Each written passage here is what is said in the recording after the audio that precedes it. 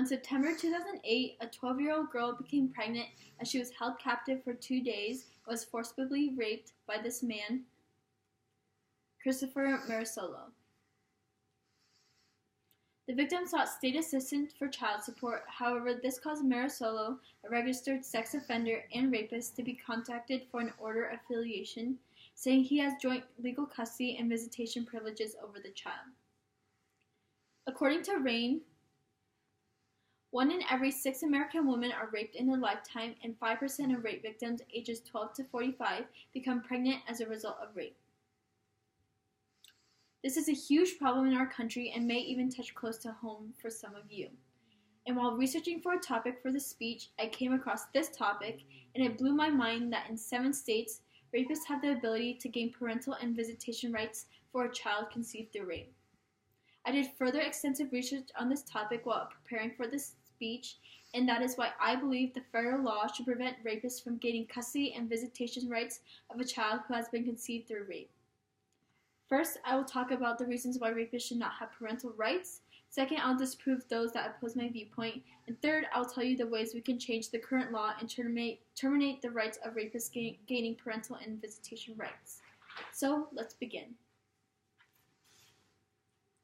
Rape is something no person should ever go through, and unfortunately, according to this graph from Statistica, as you can see, in 2017, almost 100,000 cases were reported in the U.S., and it is estimated that there are 17,000 to 32,000 rape-related pregnancies in the U.S. each year. Victims can face many devastating and mental health problems. Post-traumatic stress disorder, or PTSD, is a disorder that occurs after a highly traumatic event and is very common among rape victims alongside depression, substance abuse, and suicide. Therefore, rape victims should not ever have to or be forced to be in contact with their rapist. But for pregnant women who live in the states shown here, which are New Mexico, Wyoming, North Dakota, Maryland, Minnesota, Mississippi, or Alabama, and decide to keep a baby conceived by rape, are required to go to court to decide if their rapist will gain parental or visitation rights, which risk being tied to the rapist for 18 years.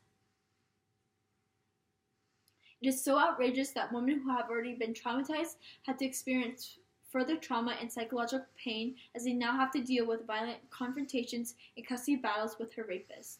This unjust law forces victims to interact with their attacker and allows them to continuously torment and traumatize them. It also gives victims no time to recover from the traumatic experience and cause more and prolonged severe mental health problems. According to this infographic from Rhet, out of every 1,000 rapes, 994 perpetrators will walk free, and only 11 cases get referred to prosecutors, 7 cases lead to conviction, and only 6 rapists are incarcerated. To add on, perpetrators of sexual violence are less likely to go to jail or prison than those who commit robberies or assault and battery crimes. These statistics show how our government and legislation do not take enough action to punish rapists and can leave rape victims to feel as if they are denied protections and support from the community, which is defined as second rape.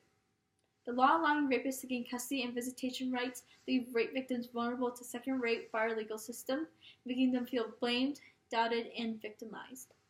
Victims are seeking justice and assistance from the government, but the negative experiences and actions that legislation are not providing can create even more trauma to the victim. Second rape can have additional negative effects on victims, which is why rapists should not be protected under the law to gain custody. Allowing children to be in close contact or even live with the rapist as a parent can be very dangerous. In fact, research from the Department of Community Child Protection showed that perpetrators as fathers are more likely to use controlling behaviors and physical discipline, to display more anger with their children, and to have unrealistic expectations and poor development understanding of appropriate child behavior. Additionally, perpetrators can feel justified in neglecting basic care and using violence against their children when they fail to comply with their expectations. No person guilty of rape is ever a good enough parent to raise a healthy and happy child. So allowing rapists to gain custody and visitation rights of children is very dangerous and can put harmful, long-lasting negative effects on them. Now that I have talked about the reasons why rapists should not gain custody or visitation rights, I will now challenge the opposing viewpoint. Some people may say that every child needs a father in their lives in order to improve the well-being and life for the child. However, having a father that is a rapist is unsafe for the child and, as I stated before, exhibit controlling and physical behaviors. Having a rapist as a father can also harm the child's friendship and socialization. A 2009 study from the Journal of National Medicine found that people with insufficient social support are more likely to suffer from mental health disorders such as anxiety or depression. Children can always have a non-biological father in their lives that can take on an even better role as a father than a rapist would. Additionally, some people may even say that this problem can be avoided by getting an abortion. However, many people have their own beliefs and values, so we should be more supportive of rape victims' decisions and instead implement more punishment and regulations to rapists. So now that we have fact-checked those who defend rapists gaining custody and visitation rights, let's talk about what we can do to stop it. If we move forward with passing a federal law terminating the parental rights of rapists, we would be able to protect children from violent predators. Additionally, it would help bring further justice to those who commit these acts of sexual assault. Now is the time to do something about it. Violence against women has reached an unacceptable level. Democratic California Senator Kamala Harris is an outspoken women's rights advocate and fights for injustice. So I ask everyone to send out this letter I wrote to Kamala to ask her to speak out on this issue and fight for the justice of rape victims and their children.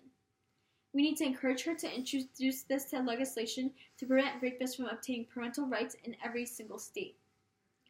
In conclusion, I have talked about the reasons why the federal law should ban the right for rapists to gain custody and visitation rights. I've disproved those that oppose my viewpoint, and I've told you about how Senator Kamala Harris can help prevent rapists from gaining custody rights in the country. So I hope all of you will sign these letters and make a difference on the lives of rape victims and their children.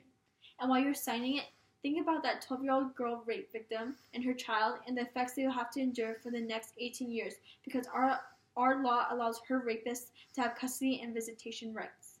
Thank you.